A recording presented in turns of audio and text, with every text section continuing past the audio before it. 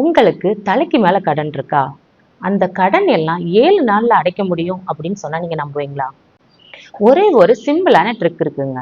உங்களால ஒரே வாரத்துல கடன் அடைக்க முடியும். இதுக்கு மேல நீங்க தூக்கத்தை தொலைக்க தேவையில்லை. ஹார்ட் ஒர்க் பண்ணணும்னு தேவையில்லை. அதாவது என்னுடைய நண்பர் ஒருவருடைய அவரோட லைஃப்ல நடந்த அனுபவபூர்வமான உண்மைங்க. 7 நாள்ல அவருடைய கடன் எல்லாமே அவர் அடைச்சிட்டாரு. இது சொல்லும்போது இது என்னடா சிம்பிளா இருக்கு, இது ஒர்க் அவுட் ஆகுமா அப்படின்னு நீங்க நினைப்பீங்க. பட் நம்முடைய பிரச்சனைகள் எல்லாமே ஒரு கற்பனை தாங்க. அதை ரொம்ப சிம்பிளா நம்மளால தீர்க்க முடியுங்க. இப்போ காலையில இருந்து நீங்க மதியம் வரைக்கும் ஒரே டென்ஷனா இருக்கீங்க அப்படின்னா சில டைம்ல நீங்க சாப்பிடாம இருந்திருக்கலாம். இப்போ ஒரு சிம்பிளான பிரச்சனைய நீங்க இப்படி நடந்துருமோ அப்படி நடந்துருமோ அப்படின்னு யோசிச்சே பெருசாக்கி இருப்பீங்க. ஒரு பெரிய பூத கண்ணாடி வச்சு பாக்குற அளவுக்கு நீங்க அதை பெருசாக்கி இருப்பீங்க.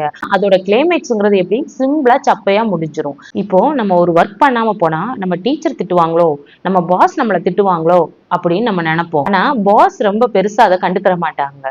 ஆனா அவர்கிட்ட கொண்டு போற அந்த அரை நாள் வரைக்கும் நீங்க தலைவலியோட தான் இருப்பீங்க. நான் சொல்ல போறது சிம்பிளான சின்ன விஷயம் தாங்க. இதை பண்ணுங்க, கண்டிப்பா உங்களால கடன் அடைக்க முடியும். உங்களுக்கு கடன் இருக்கா இல்லையா? கடன் இருந்தா கமெண்ட்ல எஸ்ன்னு கமெண்ட் பண்ணுங்க. இல்ல அப்படின்னா நோன்னு கமெண்ட் பண்ணுங்க. நம்ம சேனலுக்கு நீங்க ஃபர்ஸ்ட் டைம் வரீங்க அப்படின்னா நம்ம சேனலை சப்ஸ்கிரைப் பண்ணிக்கோங்க. அப்பதான் மணி ரிலேட்டடான இன்ஃபர்மேஷன் வீடியோஸ் உங்களுக்கு தொடர்ந்து வரும். நமக்கு ஃபர்ஸ்ட் கடன் அடைக்க என்ன தேவை? பணம்.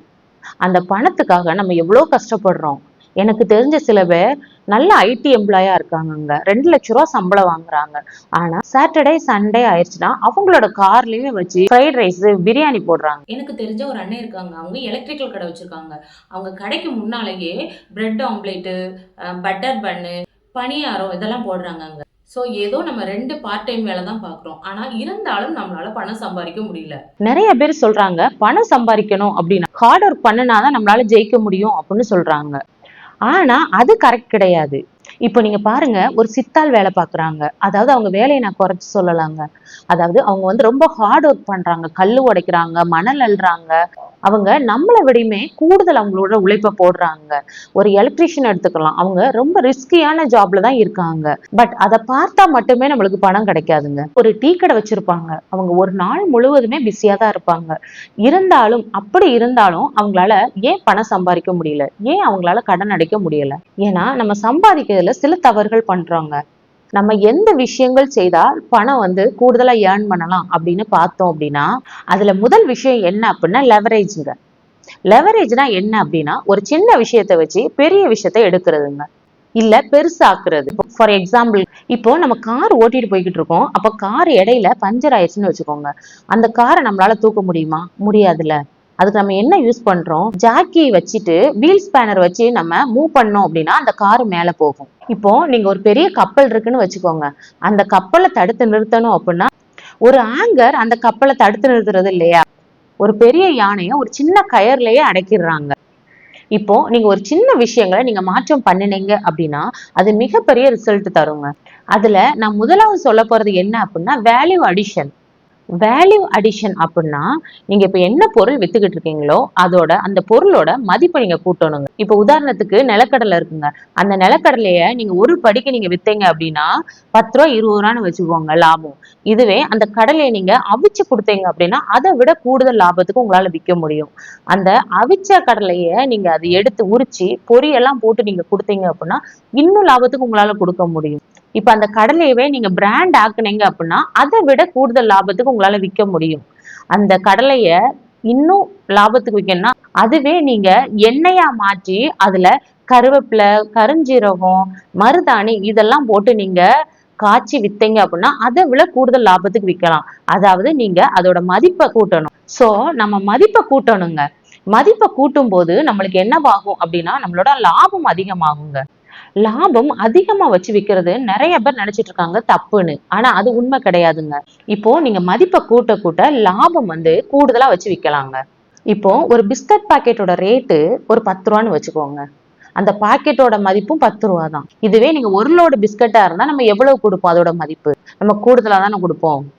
சோ இப்போ உங்க பிசினஸ்ல எதெல்லாம் உங்களால மதிப்பை கூட்ட முடியும் அப்படிங்கிறத பாருங்க. இப்போ நீங்க ஒரு டீ கடை வச்சிருக்கீங்க அப்படின்னா உங்க கடைக்கு பக்கத்துலயே ஒரு ஸ்டால் போட்டு அல்வா வைக்கலாம். அல்வா வச்சீங்க அப்படின்னா அதாவது ஒரு சின்ன சின்ன விஷயங்களை நீங்க சேஞ்ச் பண்ணலாம். இப்போ 10 ரூபாய்க்கு டீ குடிக்க வரவங்க அல்வா வாங்குவாங்க.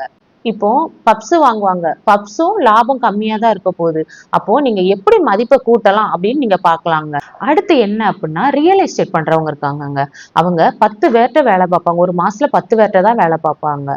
ஒரு வீடோ ஒரு இடமோ அவங்க முடிச்சு கொடுத்தாங்க அப்படின்னா அவங்களுக்கு ஒரு வீட்டுக்கு 1,00,000 கமிஷன் கிடைக்குங்க. அப்போ 10 வீட்டுக்கு அவங்களுக்கு 10,00,000 கிடைக்குங்க. அப்போ நீங்க 1000 பேருக்கிட்ட ₹100 லாபம் பார்க்கறதும் ஒண்ணுதான், அவங்க 10 பேர்ட்ட வேலை பார்க்கறதும் ஒண்ணுதான். இந்த மாதிரி நீங்க வேலை பார்க்கணுங்க. அடுத்தது என்ன விஷயம் அப்படின்னா லெவரேஜ்ங்க. அதாவது லெவரேஜ்ங்கிறது ஒருத்தங்க மட்டும் இல்லாம நிறைய பேருக்கு கொண்டு போகுதுங்க. அதுல முக்கியமான விஷயம் என்ன அப்படின்னா இன்டர்நெட் பயன்படுத்துவதுங்க. இப்போ நீங்க தெருவுல ஒரு கடை வச்சிருக்கீங்க அப்படின்னா அந்த தெருவுல உள்ளவங்க மட்டும் தான் வாங்குவாங்க. அதாவது ஃபுட்ஃபால் ஃபுட் டிராஃபிக் அப்படிம்பாங்க. பிசினஸ்ல அந்த ஃபுட் டிராஃபிக்ங்கிறது ரொம்ப ரொம்ப இம்பார்ட்டன்ட்ங்க. ஆட்கள் ஏதாச்சும் வாங்குறதுக்கு உள்ள வந்துகிட்டே இருக்கு. அதாவது இப்போ உங்களுக்கு ஒரு போன் வந்துகிட்டே கண்டினியூவா வந்துகிட்டே இருக்கு அப்படின்னா நீங்க ஒரு பிசினஸ் பண்றீங்க அப்படின்னு அர்த்தம். போனே வரல, நீங்க புது ஆட்கள்கிட்ட பேசல அப்படின்னா நீங்க பிசினஸ் பண்ணல அப்படின்னு அர்த்தம். அப்போ அதை எப்படி அதிகப்படுத்தலாம் அப்படின்னு நம்ம பார்த்தோம் அப்படின்னா த்ரூ ஆன்லைன் மூலமா தாங்க. இப்போ அமேசான் வெப்சைட் இருக்குங்க. அவங்க தெரு தெருவா கடையா போட்டிருக்காங்க.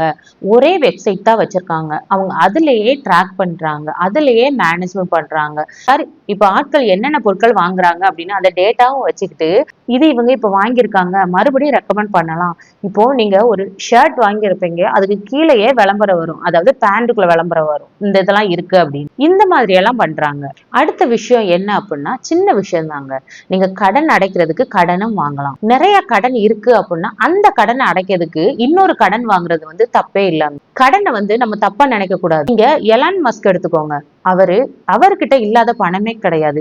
ஆனா ட்விட்டர் வாங்குறதுக்கு அவர் கடன் தான் வாங்கினாரு. ஏன்னா அவரோட பணத்தை வந்து அவர் முதலீடு பண்ண அவரோட பணத்தை முதலீடு பண்ணா அது ரிஸ்க். இப்போ ஆப்பிளா இருக்கட்டும், அவங்க பிசினஸ் ஸ்டார்ட் பண்ண போறாங்க அப்படின்னா கடன் தான் வாங்குவாங்க. சோ பேங்கோட ஒரு நல்ல உறவை அவங்க ஏற்படுத்திக்கிடுவாங்க.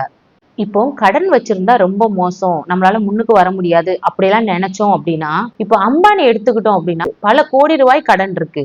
இப்போ ஜியோ ஷோரூம் எடுத்தோம் அப்படின்னா இந்தியா ஃபுல்லாவே ஜியோ ஷோரூம் இருக்கு.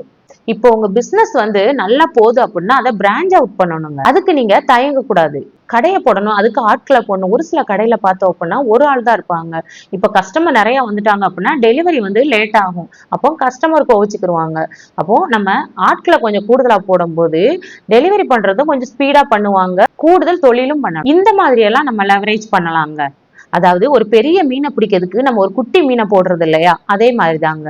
ஒரு சின்ன சேஞ்சஸ் தாங்க. அதாவது நீங்க விற்கக்கூடிய ப்ராடக்ட்ல இப்ப ₹100 இருந்துச்சுன்னா எக்ஸ்ட்ரா ஒரு 0 ஆட் பண்ணலாமா, நம்ம ஒரு கடனை வச்சு இன்னொரு கடன் அடைக்க முடியும். அப்படி பண்ணுனீங்க அப்படின்னா 7 நாள்ல உங்களோட கடனை உங்களால அடைக்க முடியுங்க. ஓகேங்க. இப்ப நம்ம வருமானம் ஆகட்டும், நம்ம சேலரி ஆகட்டும், மத்தவங்கள்ட்ட ஏன் சொல்லக்கூடாது அப்படின்னு ஒரு வீடியோ போட்டிருக்கீங்க.